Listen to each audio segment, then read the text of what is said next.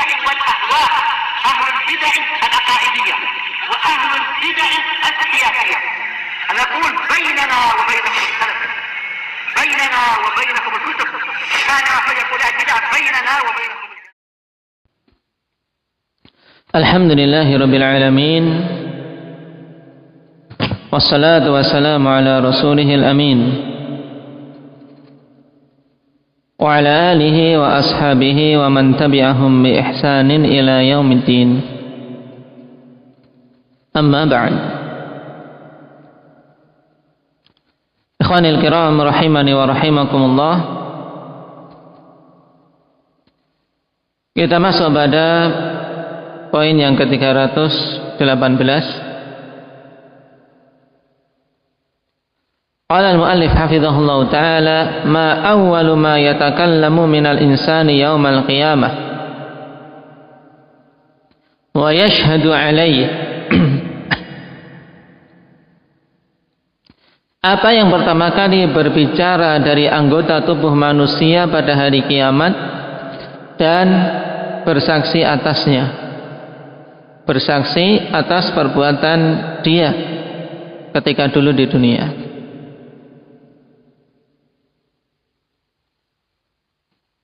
Karena kala ikhwani fillah, di hari kiamat Allah Subhanahu wa taala akan menanyakan kepada hamba-hambanya apa-apa yang dulu dia lakukan di dunia.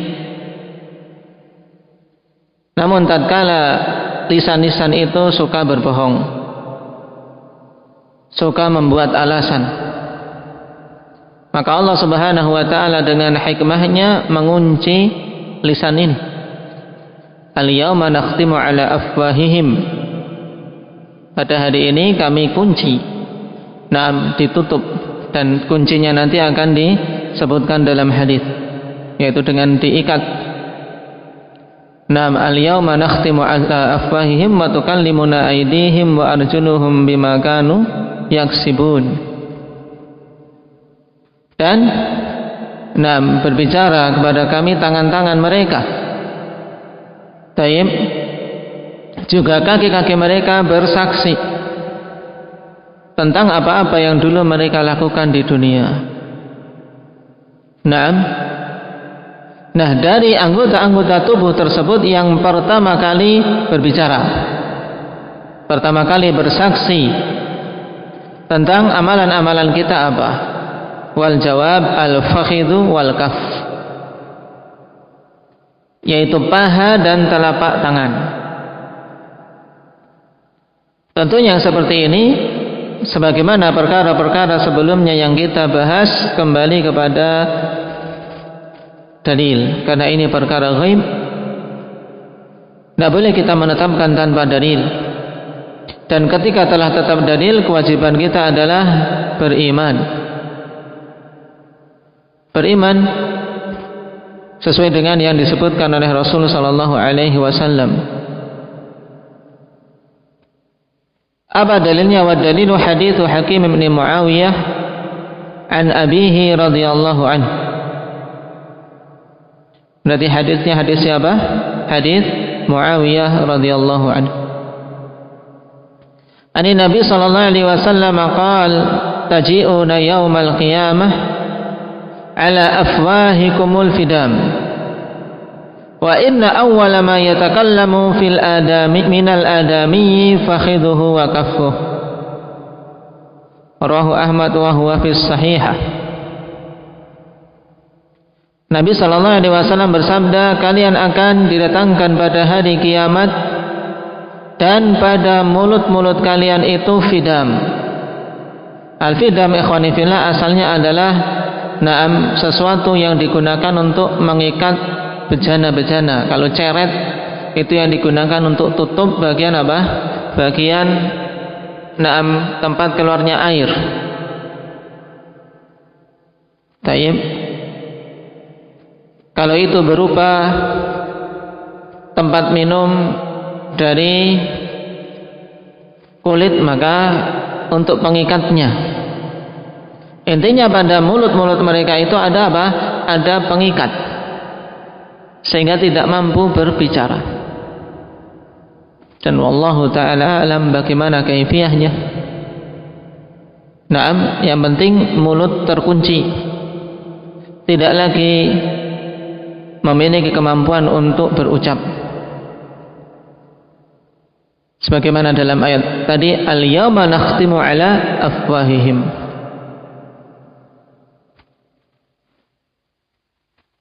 Pada hari ini kita mungkin mampu untuk membuat berbagai macam alasan ketika kita meninggalkan kewajiban-kewajiban,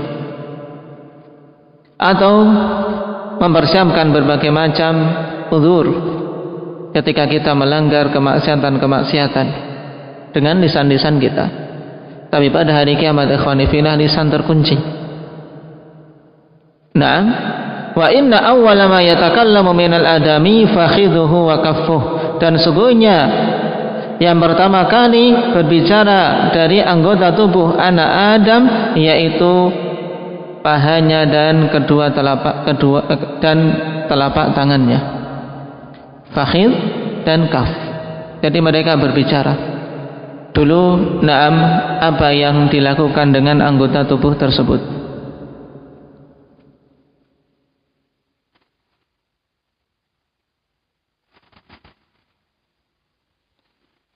Dan dalam Sahih Muslim, ikhwani fillah, Rasulullah sallallahu alaihi wasallam juga jelaskan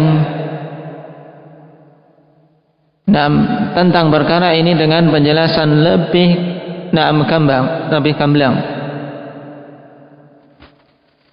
Sebagaimana dalam hadis Anas bin Malik radhiyallahu anhu, beliau mengatakan, kunna inda Rasulillah sallallahu alaihi wasallam fadhahik. Saat itu kami berada di sisi Nabi sallallahu alaihi wasallam, kemudian beliau tertawa. Maka Rasul bertanya, hal tadruna mimma adhak? Tahukah kalian dari apa aku tertawa? Qulna Allahu wa rasuluhu a'lam. Qala min mukhatabatil 'abdi rabbah. Aku tertawa dari apa? Pembicaraan hamba, dialog seorang hamba kepada Rabbnya. Yaqul, dia mengatakan, ya Rabbi, alam tujirni minadh zulm. Hamba tadi mengatakan, wahai Rabbku, bukankah engkau akan melindungiku dari kezaliman? Qala yaqulu bala, maka Allah menjawab, iya. Fayaqul fa inni la ujizu ala nafsi illa syahidan minni. Maka si hamba tadi mengatakan, aku tidak memperbolehkan saksi atas diriku kecuali dari diriku sendiri. Dia berharap bisa selamat kalau saksinya dia sendiri. Qala kafa bi nafsika al-yawma 'alaika syahida wa bil kiramil katibina syuhuda. Cukup dengan dirimu pada hari ini sebagai saksi, dan cukup dengan al-kiramul katibin, malaikat penulis catatan yang menjadi saksi-saksi atas kalian. Maka fayukhtamu ala fih, akhirnya apa? Dikuncilah mulutnya, yang dalam hadis tadi ala afwahikumul fidam. Tayyib, pada mulut-mulut kalian diberi tali pengikat. Fayuqalu li arkanihi intiki, qala fatantiqu bi a'mali. Maka dikatakan kepada orang tadi, kepada anggota-anggota tubuh orang tadi, nam intiki, berucaplah. Maka masing-masing anggota tubuh mengucapkan apa yang dulu dilakukan dengannya. Nah, hadis ini kemudian apa diperinci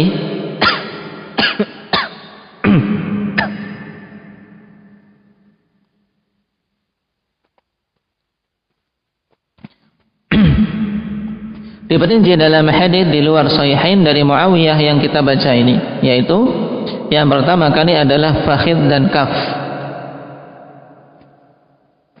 Qala thumma yukhalla bainahu wa bainal kalam fayaqul bu'dan lakunna fasuhqan fa'ankunna kuntu unadil. Maka setelah masing-masing anggota tubuhnya bersaksi, pertama kali adalah apa? Fakhidh dan kaf. Kemudian anggota-anggota tubuh yang lain. Untuk apa dulu dia beramal? Setelah itu Allah Subhanahu wa taala lepaskan untuk dia bisa berbicara lagi. Mulutnya dilepas untuk berbicara lagi. Akhirnya apa? Dia memarahi anggota-anggota tubuhnya sendiri. Maka ini yang menjadikan Rasul sallallahu alaihi wasallam tertawa. Bu'dan lakunna wa sahkan fa ankunna kuntu unadil. Celaka kamu, ini jelek sekali. Padahal aku membela kalian, malah kalian bersaksi yang mencelakakan diri kita. Tapi karena apa? Karena anggota-anggota tubuh tidak akan berbohong. Taib. Dan padanya isyarat untuk kita semua, ikhwani fillah, bahwasanya sebagus apapun kita memberikan alasan dan selihai apapun kita menyusun uzur atau menyusun argumen-argumen, tidak akan berarti kalau kita tidak jujur, kalau kita tidak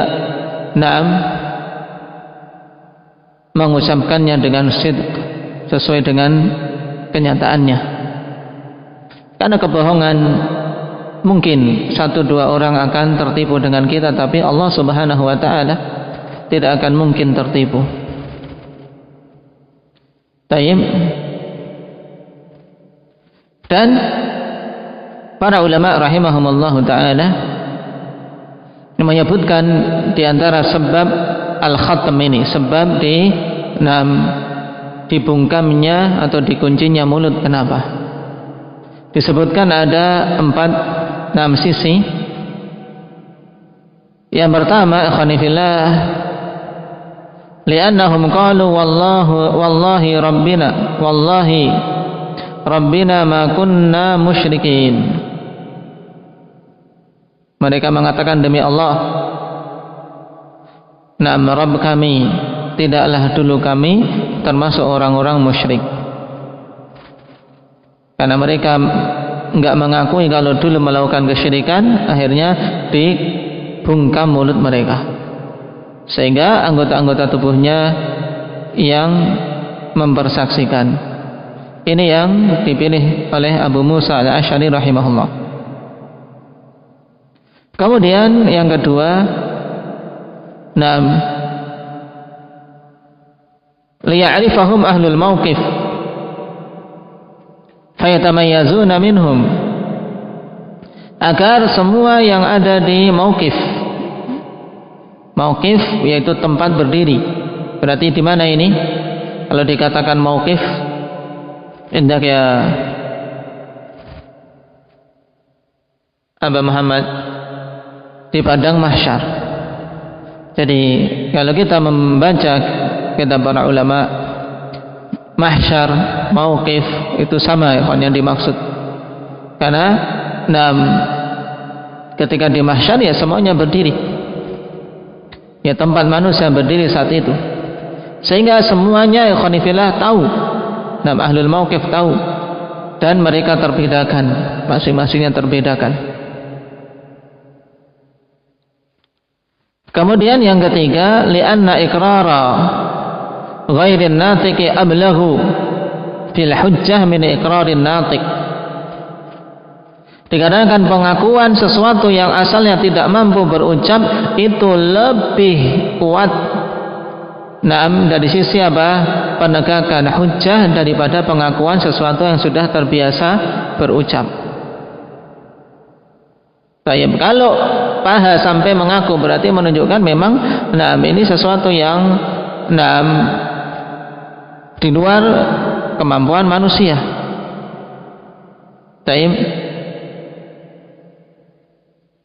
Sehingga lebih tandas untuk menunjukkan tentang kebenaran apa yang dipersaksikan.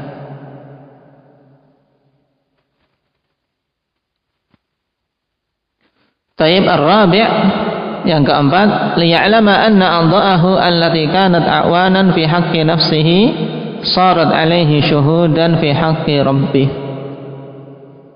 Agar tahu ya, agar orang tadi tahu bahwasanya anggota-anggota tubuh dia yang dulunya sebagai pembantu dalam memenuhi kebutuhan-kebutuhan dirinya, kelak di hari kiamat akan menjadi saksi, mempersaksikan apa yang dia lakukan untuk apa, memenuhi hak Rabbnya, yaitu hak Allah Subhanahu wa ta'ala.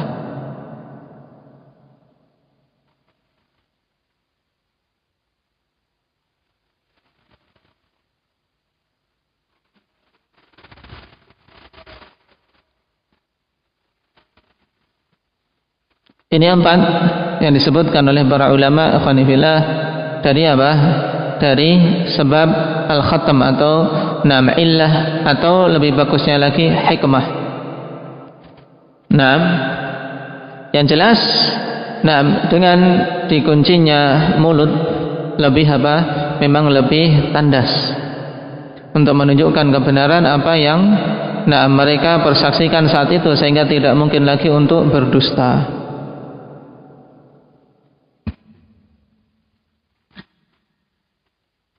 Sehingga perkaranya ikhwanifillah bukan perkara yang ringan, bukan perkara yang ringan.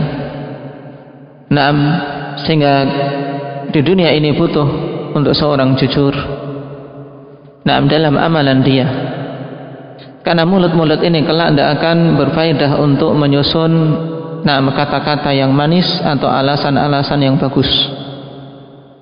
Mulut terkunci dan anggota-anggota tubuh kita yang akan bersaksi. Nasallallahu azza wa jalla al-afiyata was salamah walhamdulillahi rabbil alamin.